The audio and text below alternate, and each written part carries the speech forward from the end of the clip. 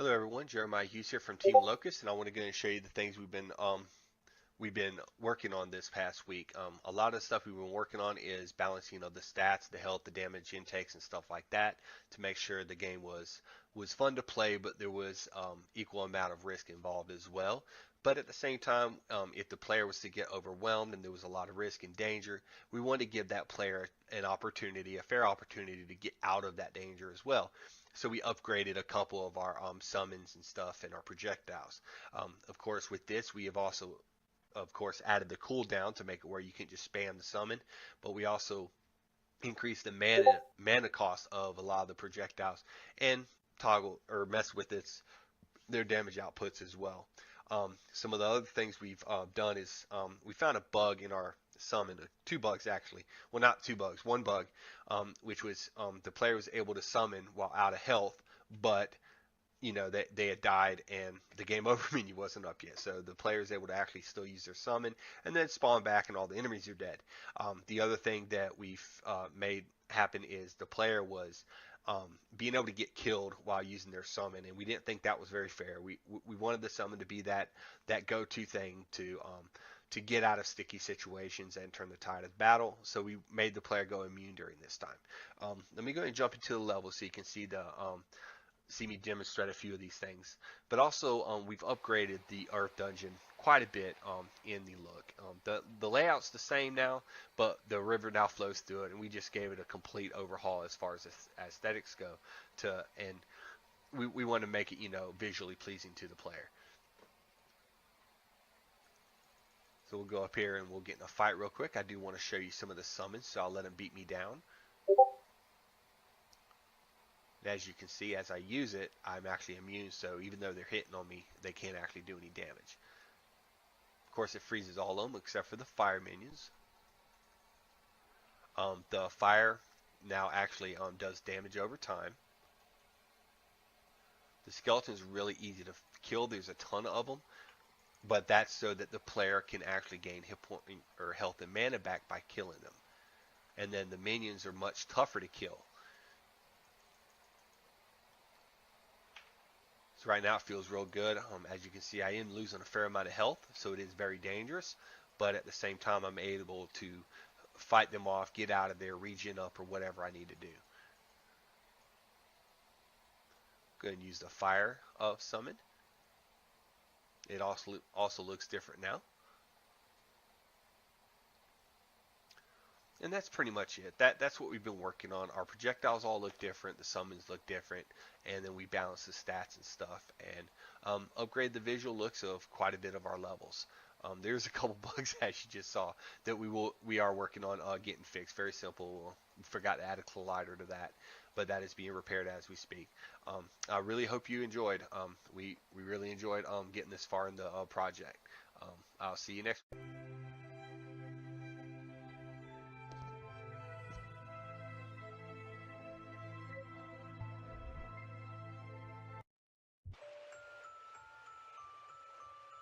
For the wind dungeon, I have used occlusion culling, that way the FPS doesn't drop as bad, as well as lowering the particle emissions on the strong winds. For the first puzzle setup, there is a waterfall that the player has to stop. And if they go over here and they use the ice projectile, it will freeze, stopping the water flow, and then they can collect this orb, which they must acquire before they can exit this area, as it will be blocked with this. But once they have it, they can just walk right through. For the second setup, I just added some spikes that they kind of have to shift through, otherwise it will hurt them.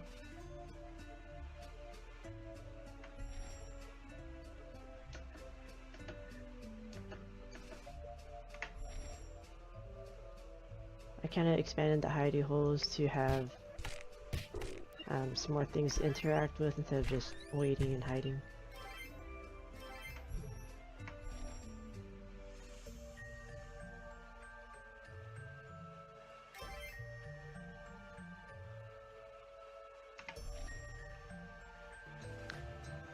The third puzzle setup has these pyramids where the player will have to rotate them in the correct order, and then it will unlock the staircase, but as of right now, everything is just ready so the player can continue on with the level. I'm hoping by next month I'll get all this functionality squared away.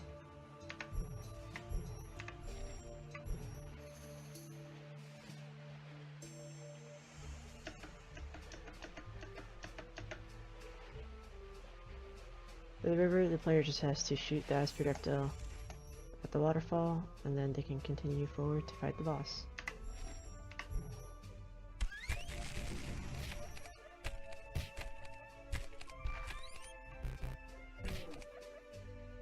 Upside head.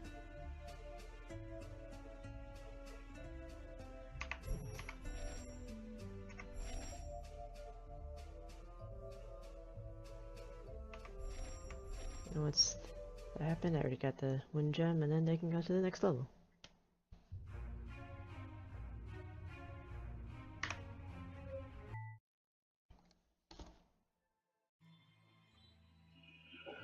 Hello, my name is Roy Bennett, and this week I did iteration and polish on the ice dungeon just to finalize it and get it all caught up with all the other levels. So pretty much just added more snow elements and assets and enemy spawners. You don't hear the music playing because we just loaded the level directly, but there's also a new music that I added and implemented into this ice dungeon. So in addition to like music and all the other aesthetics, I iterated on some of the setups here. We originally had a collapsing ice bridge that would just, respawn and everything else like that, but I iterated on it so the player would have to use the dash mechanic just to keep the dash mechanic relevant in the game, and also just to kind of remind the player that they have it.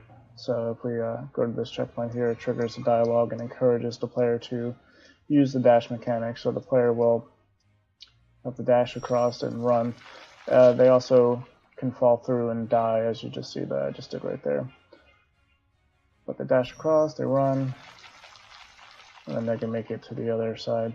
So there's also an additional setup to this that I made. The player can also try to get across this gap here, but they can't unless they trigger this event over here. That's just to kind of keep the progression of the level very linear. We're kind of hoping that the player, when they first are exposed to this bridge, that they just want to run across, as the narrative exclaimed too. So if they try to go here first and dash across, they're more than likely going to just die until they kind of just get funneled across this way and explore, and then activate this narrative piece.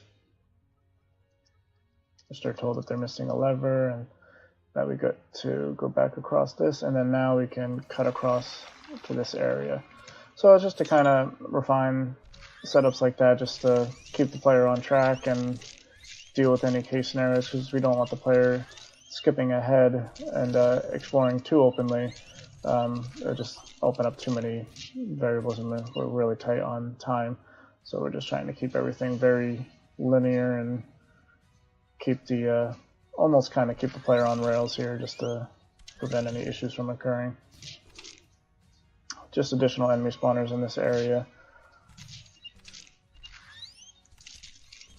That's pretty much all that there is to show. It's just a lot of polish. The boss battle is also refined a bit too, just so the player can't leave the level before collecting the ice gem. We don't want them leaving the level without collecting the ice gem and moving through the story without getting what they came for. So just extra bug fixes like that, and that's essentially it.